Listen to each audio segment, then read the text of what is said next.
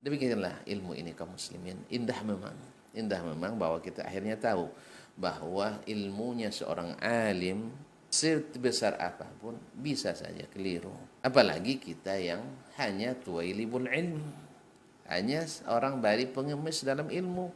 Tentu saja lebih mungkin salah. Disinilah sebabnya kenapa kita tidak boleh taklid buta kepada seorang alim, apalagi seorang da'i. Sekali dasman tetap dasman itu harus dihapus dari kamus kita.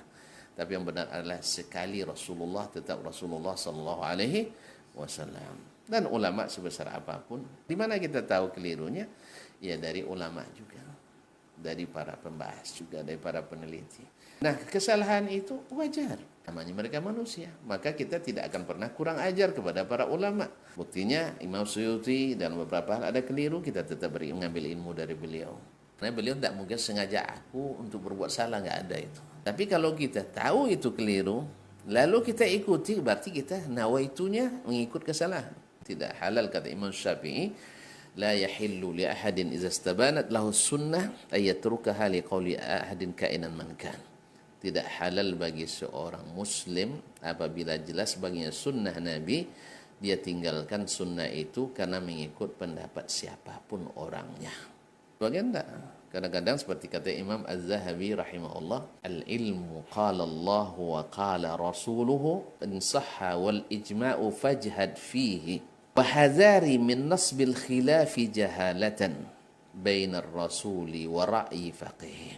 Ilmu itu adalah yang difirmankan Allah, yang disabdakan Rasulullah sallallahu alaihi wasallam apabila sahih hadisnya tentunya, kemudian wal ijma', kemudian ijma'nya para ulama, fajhad fihi, maka bersungguh-sungguhlah untuk mendapatkannya, ilmu Al-Quran, sunnah dan ijma'.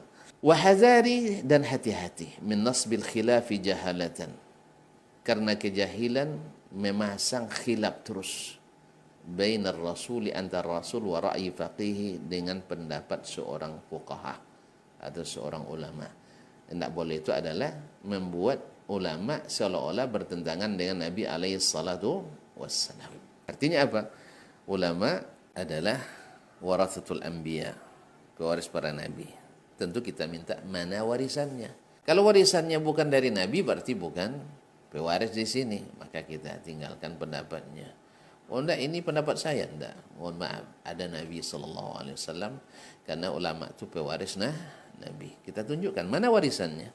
Makanya setiap alim itu diminta dalilnya. Karena perkataannya Nabi bisa dalil, kata Syekhul Islam Taimiyah rahimahullah dan yang lain-lainnya, qaulul alim la yustadallu bihi walakin yustadallu lahu. Perkataan ulama itu tidak bisa dijadikan dalil, tetapi dimintakan dalil.